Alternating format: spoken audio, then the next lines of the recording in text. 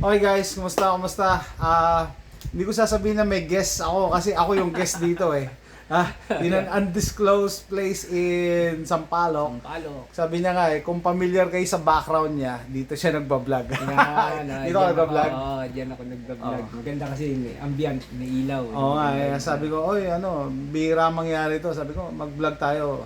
Ay, alam mo ba, i-share ko sa'yo, kaya ako nagbe-video. Pag may nagtatanong, sabi ko, ano yan, for posterity. Yung mga tipong pag tumanda ka, maglo-look back ka, oy, ito yung ginawa ko.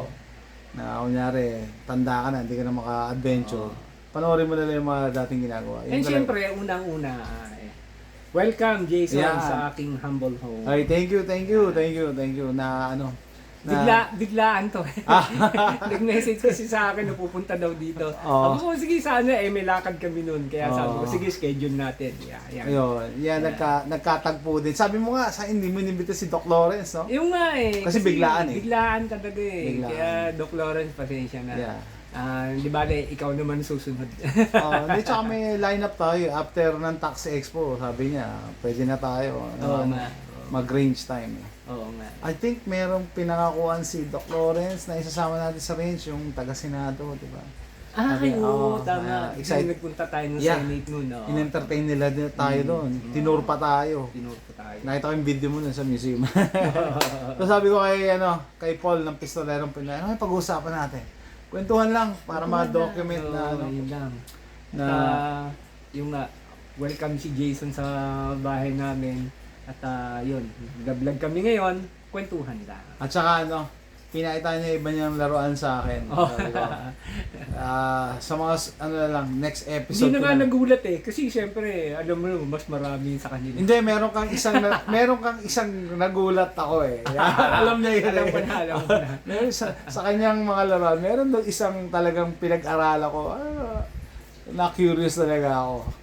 Anyway, sa mga next episode na lang yung mga binabanggit namin. Pero bago lahat pala, ulitin ko, congratulations to everybody, mga fellow gun owners.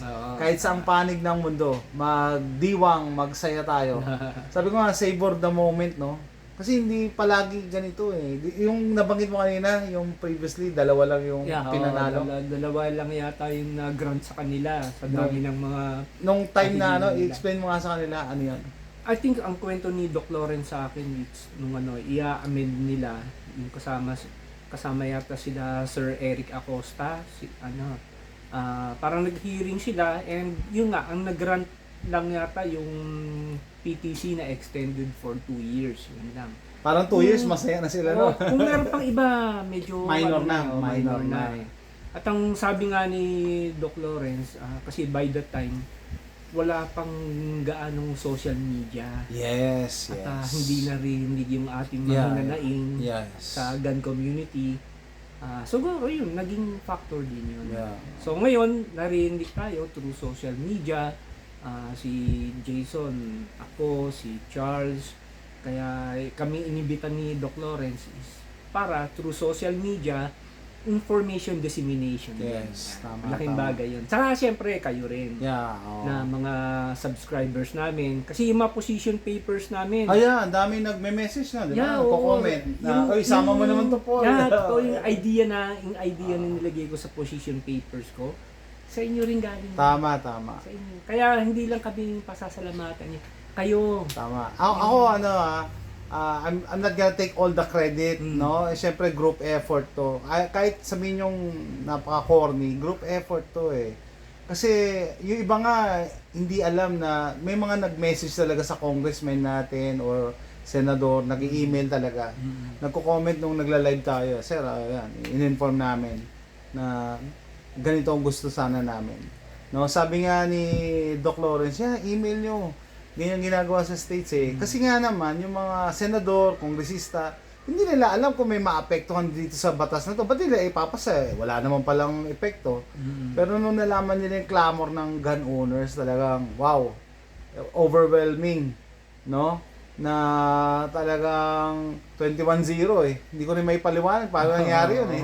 May paliwanag ko ba yun, 21-0? Milagro. Na walang, milagro. Walang budget. Natin, sa mga panalangin natin. Walang budget yun, pre. Wala. Kasi tulad sa US, di ba? Meron silang mga naglalabi, Labi, NRA, yung mga ganun. May pera talagang involved. Gumagastos pa talaga sila ng katapon-tapon. Dito wala. Dito yung prayers lang talaga. At saka siguro yung ang isip ko yung genuine na gusto mo talagang magbago. Alam mo yun, yung intention mo is mabuti, yung hindi pansarili na na intention na oy, i-elect nyo muna akong party list saka kayo mabaguhin. Wala tayo. Hindi conditional eh. Yung iba parang conditional. Pag nanalo kami, ipupush namin yan. Eto, wala pang walang party list. Actually guys, hindi ko lang kung na-mention na sa inyo, pinupush kami ni Senator Subiri na mag-party list kayo. Talaga, akong bahala sa inyo sa bukid nun. Binanggit niyo yan nung bumisita tayo sa Senado. Sabi niya, akong bahala sa inyo. Bakit hindi kayo gumawa ng party list? Kami bahala sa akong bahala sa inyo sa Bukidnon. Oo, talagang may backer na tayo, no? Oo. Actually, hindi lang si Subiri ang tutulong sa atin kung talagang ipupush natin. Pero nag-usap kami ni Charles, no? Siguro for now mas maganda yung relationship natin, no? Oo naman. Na talagang ang goal natin is mapaganda lang ang gun laws. Napag ko yung video ni Charles isa daw yun sa motivation niya na gusto niya mapaganda ang gun laws. Well, saludo rin ako kay Charles kahit wala siyang anak. Kasi for the next generation, yan ang tinitingnan kasi. Tayo matatanda na tayo in our own way, no? Matanda ako. Yeah. Yung next generation, like yung anak mo, matagal pa nila yung ma-experience or ma-enjoy, di ba? Kung hindi naman yung ginawa natin ito, hindi kami, yung ginawa natin ito, kasama na kayo sa gun community, hindi lang para sa atin to, para sa future generations. Para sa anak nyo, sa apo, na makikinabang talaga next ng generation. Alam ko na title natin dito, Kwentuhan with Pistolerong Pinoy. Kaya sabi ko, pag-usapan natin? Kwentuhan sabi nga. Kwentuhan lang. Kwentuhan lang. Kaya sabi ko, okay, ito pa pala. Meron akong nakpo na lang, no? Pagbigyan nyo na ako. Nung nag-post sila nung the night or madaling araw, yung post ni Mr. Tuason, si Romualdez, kasi sino pa isa? Si Sir Alaric. Oo. May mga negative comments kasi pinupolitika dahil ando si Romualdez. Ang politika sa Pilipinas polarized, di ba? BBM versus Duterte. So ando si Romualdez. Sa akin lang, sana ang tinitingnan muna yung kung nakabuti ba to sa gun community or sa community in general. Wag na munang haluan ng politics kasi wag kayong umasa na lahat 120 million Pinoy agree tayo sa politics. Hindi pwede. Pero dapat yung goal natin, na-achieve ba natin? Napaganda ba ang gun laws? Oo naman di ba? So doon muna tayo mag-concentrate. Yun lang napansin ko, no? Kumbaga walang basagan ng trip. Ang dami nagre-reduce ng gabi yun di ba? And I think yung picture na yun, hindi naman talaga yung intent na magpapakuha kami kay para do sa gun law at pumasa. Hindi. Ano lang yung parang courtesy call lang na, nagkataon na nandun si House Speaker, bakit hindi tayo magpakuha ng picture? Courtesy, naman, parang nabastos mo naman pag hindi ka nag-courtesy call, yung pinakamataas na sa bahay. No? Bahay nila yun House of Representatives. Di ba? So, in other words, yung mga magbabash dun sa picture na yun, wala. Okay, magbabash. Wag na palampasin nyo na yun. Sabi ko, nung time na mag-celebrate muna tayo. Wag nyo muna haluan ng Kasi hindi yan nakakatulong yung intriga. Totoo yun. Hindi yan nakakatulong sa natin. Ito pa ang point of view ko naman, guys. Either may baril ka or wala, makikinabang ka sa nag-improve na gun laws. Sinabi ko to kay Guns Pinoy Sabi niya, bakit? Kasi mas dadami yung mga first time gun owners, mas mai-encourage sila.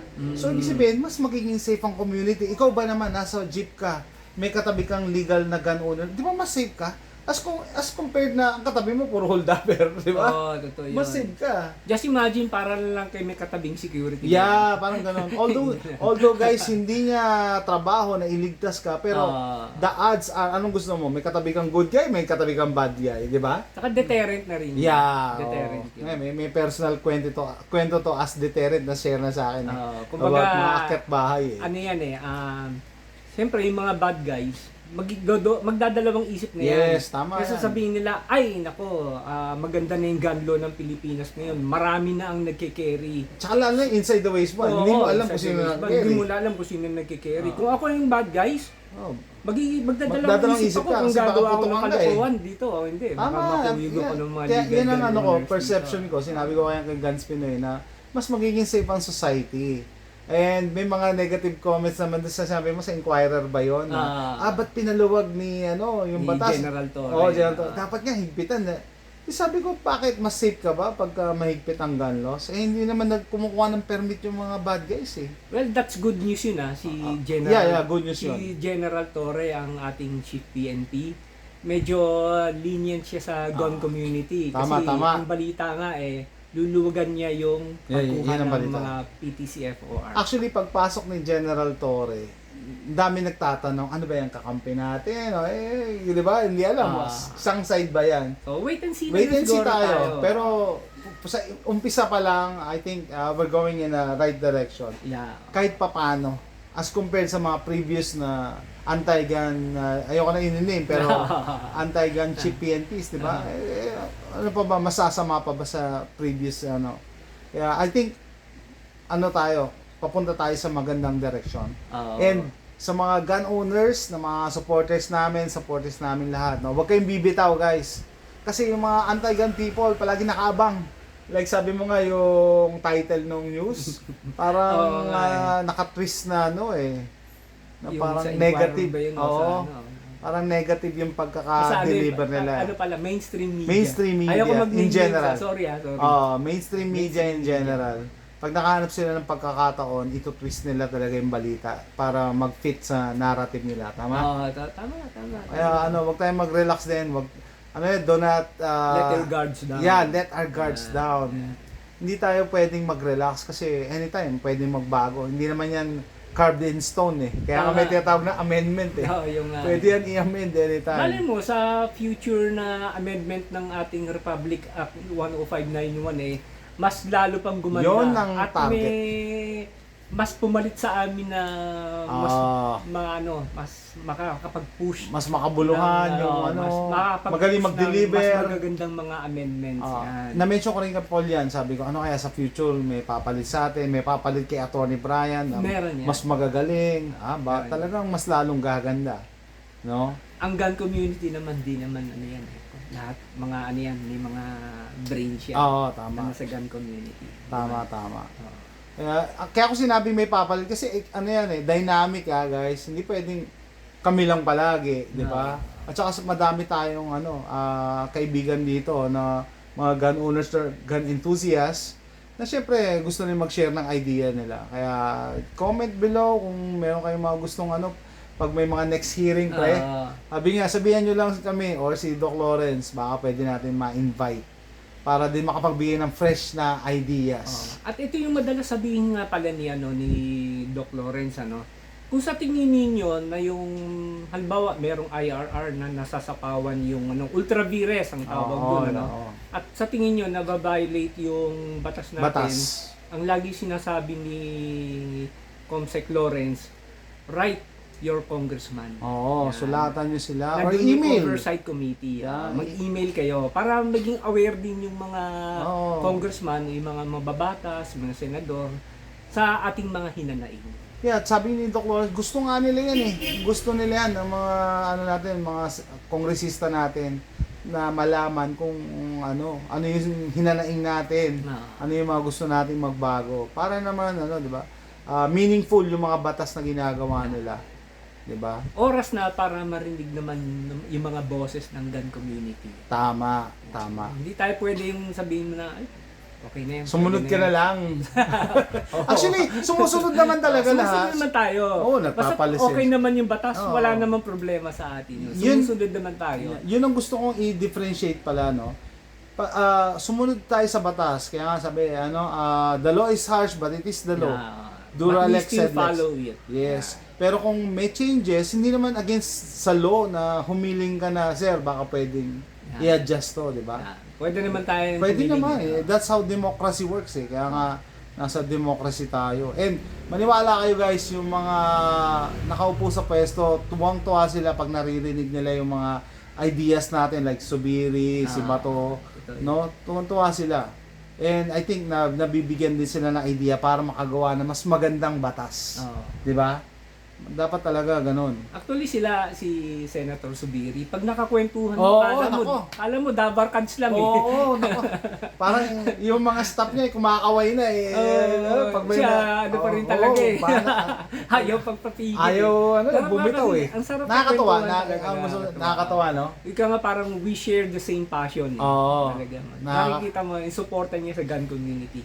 Kaya kay Senator Subiri, sir, kung nanonood ka, saludo po kami sa inyo, sa suporta po niya. Tsaka salamat sa lahat ng support na alam ko, talagang willing ka pa na i-extend sa amin. Sa group, no, sa gun group. At syempre Senator De La Rosa. Oo, Senator ba to? Saludo rin kami sa inyo. Sabi ko nga, nagulat ako eh. First time ko sa Senado, napaka-busy pala ng mga senador natin. Ako. Grabe, no? Nung nagpunta tayo sa Senate. And yet, hinarap pa tayo ni Senator Subiri. Naghanap pa ng bakanteng room.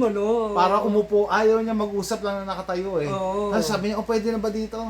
Sabi ko, kaila Doc Lawrence, okay na sana yung nakatayo. Kala ko mag-meet and greet lang. Saka kala ko 10 minutes lang. Hindi, may papatuhan pala eh. 30 minutes yata umabot tayo. Mas higit pa eh. Sabi ko sa inyo, kumakaway na yung staff niya eh. Sir, time up na. Ganado pa rin. Tapos pagkatapos, picture pa. Si Guns Miller humirit pa. May interview pa si Guns Miller. Si Pen talaga eh. Humirit pa. Pero game pa rin.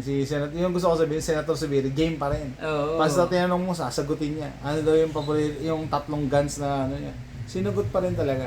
Okay, sa mga nagtatanong nga pala, ano na yung next move? Yan, maganda. Pumasa na yung Senate bill sa Congress. Ano yung next move? So, ito na yung next move. Pirma na lang ng presidente yung kailangan. Yung nagsasabi na, hindi pa, yung kukontra pa rin. Guys, pagka yung bill na yon, pagka pinirmahan, magiging batas. Pag hindi pinirmahan at naglaps, magiging batas pa rin. Unless i-veto. Yun. Yung sabihin, kukontrahin ng presidente, which it's highly unlikely. Highly unlikely. Bakit?